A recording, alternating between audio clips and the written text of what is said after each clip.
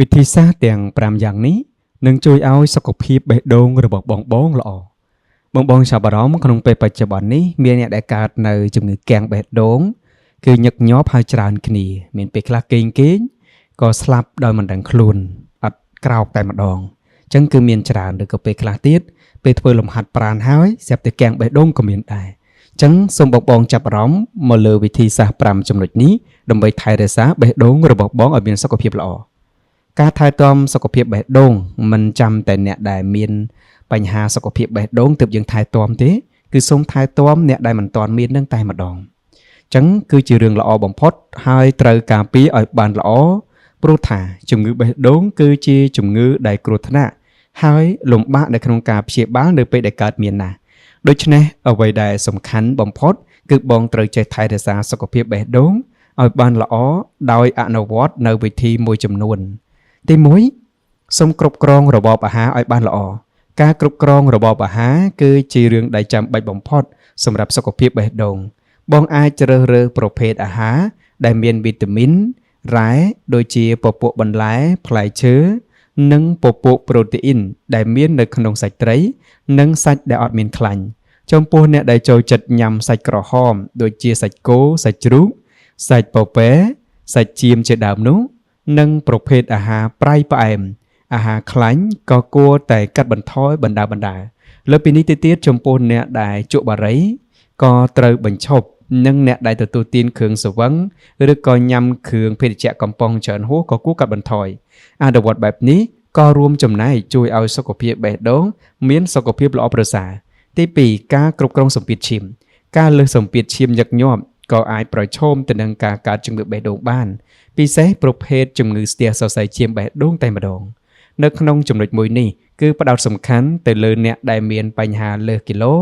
និងអ្នកជំងឺទឹកនោមផ្អែមប្រភេទ2ក៏ត្រូវតាមដានសម្ពាធឈាមឲ្យបានទៀងទាត់ជាមួយនឹងគ្រូពេទ្យទី3គ្រប់គ្រងការ stress អ្នកដែលមានបញ្ហា stress ច្រើនក៏អាចប្រឈមទៅនឹងការកើតនៃជំងឺបេះដូងបានព្រោះការកើតនៅជំងឺ stress បណ្ដាលឲ្យបងមានបញ្ហាគេងមិនលក់ប៉ះពាល់ទៅដល់សុខភាពនិងប្រឈមទៅលើសម្ពាធឈាមដូច្នេះការគ្រប់គ្រង stress បានល្អក៏ជាផ្នែកមួយជួយឲ្យបេះដូងរបស់បងមានសុខភាពល្អទី4ការហាត់ប្រាណឲ្យបានជាប្រចាំការហាត់ប្រាណឲ្យបានទៀងទាត់ដូចជាការរត់ដើរលេងកីឡាផ្សេងដើម្បីជួយឲ្យរាងកាយមានចលនាអាចប្រើប្រាស់ថាមពលត្រឹមតែ30នាទីនៅក្នុងមួយថ្ងៃក៏ជួយឲ្យបេះដូងមានសុខភាពល្អដែរការហាត់ប្រាណអាចកាត់បន្ថយបរិមាណកូលេស្តេរ៉ុលនៅក្នុងឈាមបានលឿននិងមានប្រសិទ្ធភាពផងដែរ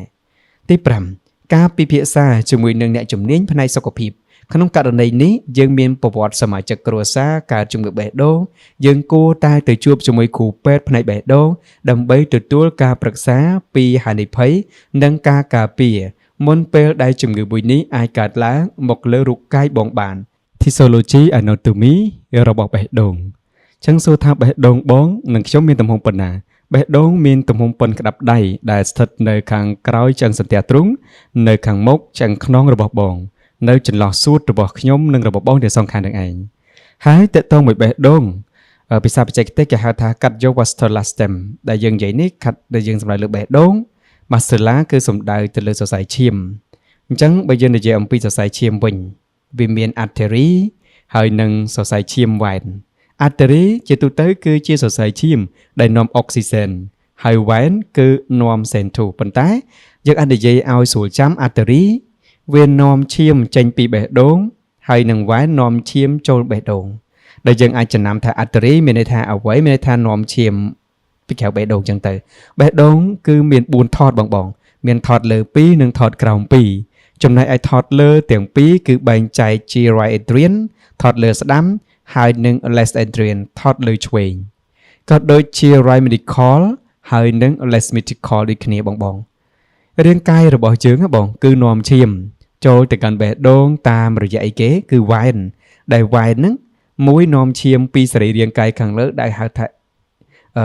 superior vena cava ជាចូលថតខាងស្ដាំនេះបង superior vena cava ហើយចុះផ្នែកខាងក្រោមវិញដូចជាជើងឯជាដើមតើវានាំឈាមចូលតែតាមណាគឺនាំឈាមចូលបេះដូងតាមរយៈ inferior vena cava ចូលទៅកាន់ឯគេទៅកាន់បេះដូងខាងស្ដាំផ្នែកខាងលើបាទអញ្ចឹងនៅពេលដែលឈាមមកដល់បេះដូងខាងស្ដាំផ្នែកខាងលើនេះហើយតើមានអីទៀតបងគឺមាន coronary នេះគឺជា coronary artery ដែលជាសរសៃឈាមនាំឈាមទៅចាំបេះដូងឥឡូវយើងបដូរពីនឹងទៅនិយាយពីចរន្តឈាមរត់បន្ទាប់ពីឈាមចូលទៅកាន់ right anterior ហើយថតលើស្ដាំហើយវាចូលទៅកាន់ valve មួយដែលគេហៅថា tricuspid valve ដើម្បីទៅកាន់អីគេទៀត right ventricle ទៅកាន់ថតខាងស្ដាំខាងក្រោមបាទអញ្ចឹងនៅពេលដែលឈាមមកដល់នឹងគឺវាចូលទៅបំពេញនៅក្នុង right ventricle ដែលយើងជាភាសាអង់គ្លេសយើងហៅថាម៉េច right ventricle ជាភាសាខ្មែរគេហៅថាថតក្រោមស្ដាំពេលដែលចេញពីថតក្រោមស្ដាំចូលទៅកាន់ pulmonary artery ដែលឆ្លងកាត់ valve មួយដែលគេហៅថា pulmonic valve បាទអញ្ចឹងឆ្លងកាត់កន្លែងហ្នឹងនៅពេលដែលចេញពីបេះដូងឆ្លងកាត់ pulmonary valve ហើយទៅកាន់ pulmonary artery ហើយវានឹងនាំឈាមបាទទៅកាន់បាទសួតរបស់យើងទៀតអញ្ចឹងយើងឃើញថាតើបេះដូងវានាំឈាមចេញពីថតស្ដាំបាទខាងក្រោមទៅកាន់សួតដើម្បីអីគេអញ្ចឹងនៅពេលដែលនាំឈាមទៅកាន់សួតគឺវានាំឈាមដើម្បីធ្វើការផ្លាស់ប្ដូរអូស្មန်វានាំឈាមនឹងគឺ CO2 នឹងឯងបាទនាំទៅកាន់អីគេទៅផ្លាស់ប្ដូរយកអុកស៊ីសែនត្រឡប់មកវិញហើយអុកស៊ីសែនត្រឡប់មកវិញតាមរយៈ pulmonary vein បាទ pulmonary vein វានឹងនាំឈាមបាទចេញពីសួតចូលទៅកាន់បេះដូងផ្នែកខាងឆ្វេងខាងលើដែលឆ្លងកាត់ valve mitral valve ដែល valve ហ្នឹងយើងអាចហៅថាវាមាន valve មានសន្ទះចំណិត2ហើយនឹងចូលទៅកាន់ left ventricle ដែលជាផ្នែកដែលសំខាន់ជាងគេនៅក្នុងបេះដូងវាជាបាច់ឈាមទៅកាន់រាងកាយរបស់យើងតាមរយៈបាទតាមរយៈគេបាទ aortic valve បាទអញ្ចឹងពេលហ្នឹងគឺឈាមនឹងនាំទៅកាន់សរីរាង្គរបស់បងឬជាខ្ញុំតាមរយៈអីគេការនាំឈាមចេញពី aorta បាទអញ្ចឹងនេះគឺជាដំណើរការនៃបេះដូងអញ្ចឹងបេះដូងគឺពិតជាសំខាន់ខ្លាំងនៅក្នុងរាងកាយជាមួយនឹងសរីរាង្គផ្សេងៗទៀតដូចគ្នាអញ្ចឹងបងកុំភ្លេចថែរក្សាបេះដូងរបស់បងតាមរយៈវិធី5ចំណុចខាងដើមដែលខ្ញុំផ្ដល់ជូនសម្រាប់បងដែលចង់បង្កើនប្រាក់ចំណូលរបស់ខ្លួនចង់ឲ្យខ្លួនឯងមានប្រាក់ចំណូលកើនឡើងហើយយើងចង់ឲ្យមុខរបរអាជីវកម្មរបស់យើងដែលមានរាល់ថ្ងៃគឺនៅតែមានកិច្ចការងារធ្វើរាល់ថ្ងៃក៏នៅតែមានជាបន្តក៏សូមបងសាកមកចាប់អារម្មណ៍ជាមួយនឹងខ្ញុំផ្ដល់ជូនទៅកាន់បងនៅឱកាសពីក្រុមហ៊ុន Eleco នាំមកនៅជាមួយនឹងផលិតផលដែលនាំចូលមកពីសហរដ្ឋអាមេរិកផលិតផលនោះគឺមានប្រភេទគ្រីមលាងសម្អាតទៅលើផ្ទៃមុខមានប្រភេទឡេដើម្បីជួយសម្រួលទៅលើបងដែលមានបញ្ហាផ្ទៃមុខក្រហមរោឡើងសរសៃជាំបែកអាចរុយស្បែកមុខដែលខូចសន្ទាប់ទី1ទី2ចឹងប្រភេទគ្រីមដែលជួយធ្វើឲ្យស្បែកមុខយើងមានសុខភាពល្អឡើងវិញនេះជាប្រភេទ Lay Organic គ្រីម Organic ដែលផ្សំចេញពីផ្កា Wicca Shell បាទដែលដុះនៅប៉ូលភាគខាងជើងនៃសហរដ្ឋអាមេរិកផ្កាមួយនេះអ្នកជំនាញផ្នែកស្បែកបានរកឃើញថាបន្ទាប់ពីចម្រាញ់ចេញជាប្រេងបង្កើតបានជាប្រភេទ Lay បែប Organic ហើយគឺជួយបណ្ដុះកោសិកាស្បែកបានជាពិសេសគឺស្បែកមុខចឹងបងដែលធ្លាប់ប្រើផលិតផលដែលមានជាតិបកជាតិកាត់ឬក៏វ័យវឌ្ឍនាការយើងអាយុច្រើនមកយើងភ្លេចការថែទាំបាទហើយយើងត្រូវកម្ដៅថ្ងៃធ្វើអីច្រើនក៏ប៉ះពាល់ដល់ស្បែកមុខសូមបងចាប់អារម្មណ៍ជាមួយនឹងបាទ Plain Extract Vitamin Cream នេះយើងមានជាមួយនឹងប្រភេទផលិតផលផ្សេងជាច្រើនទៀតបាទដែលជាផលិតផលស្តង់ដារសហរដ្ឋអាមេរិកសម្រាប់បងដែលចង់ក្លាយជាដៃគូផ្នែកលក់ខ្ញុំសូមលើកទឹកចិត្តឲ្យតាក់ទងមកខ្ញុំសំណាងចក្រាតាមរយៈលេខទូរស័ព្ទ012 906 700 088 79 69 054កុំអានតន់ជឿខ្ញុំចង់ដឹងថាតើជួយបានឬក៏អត់សូមតាក់ទងមកខ្ញុំសិនបាទបងនឹងដឹងពីព័ត៌មានបន្ថែមហើយសម្រាប់បងដែលមានបញ្ហាសុខភាពជាពិសេសទៅលើបញ្ហាថ្លើមបាទជាប្រភេទថ្លើមដែលមានជាតិពុលបាទបង្កឲ្យទៅជាសម្រានមិនសូវលក់ឬក៏លំមាស់កតោរោស្បែកបាទអស់កម្លាំងលហិតលហើយបាយមិនសូវបានអីផ្សេងសូមបងងាកមកទទួលយកវីតាមីនមួយដែលមានឈ្មោះថា Diva Plus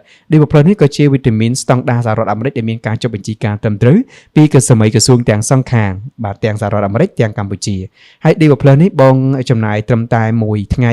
បាទគិតទៅចំនួនមួយថ្ងៃដែលបងចំណាយទៅកាន់ផលិតផលរបស់យើងគឺមិនច្រើនទេបងទាំងអស់គ្នាគ្រាន់តែបងសាកល្បងទៅទទួលយកនៅផលិតផលដែលមានគុណភាពខ្ពស់គុណភាពស្តង់ដាររបស់សហរដ្ឋអាមេរិកបងនឹងទទួលបាននៅផលិតផលដែលមានការគាំទ្រមានការជួយបានច្រើននិយាយទៅបងចំណាយមួយថ្ងៃ4000រៀលបាទ4000រៀលអញ្ចឹងបងអាចសន្សំបានណាបាទអរគុណហើយបើសិនជាចាប់អារម្មណ៍ក៏សូមតាក់ទងមកកាន់លេខទូរស័ព្ទដូចគ្នាផ្ដោតមួយទៀតទៅលើបងដែលគាត់មានបញ្ហាក្លិនមាត់បើក្លិនពីក្នុង Diva Plus នេះក៏ជួយបានហើយបើក្លិននៅខាងក្រៅ សូមចាប់អារម្មណ៍លើថ្នាំដុសធ្មេញ Mintu Brand គុណខ្មែរគុណវិជប៉ុនបាទកម្រិត VIP Red 10 លើ 10 ជូនបងតម្លៃសមរម្យឥឡូវនេះមានការប្រម៉ូសិនពិសេសដូចគ្នាបងដែលមានចង់ទិញយកទៅលក់បន្តបាទខ្ញុំក៏មានការរៀបកញ្ចប់ជូនទៅកាន់បងដូចគ្នាអញ្ចឹងបើសិនជាចាប់អារម្មណ៍សូមតាក់ទងមកកាន់លេខទូរស័ព្ទដែលខ្ញុំជំរាបជូនម្ដងទៀត012 906 700 088 7968 054ឱកាសកម្រមានណាស់មានឱកាសសូមកុំបោះបង់ឱកាស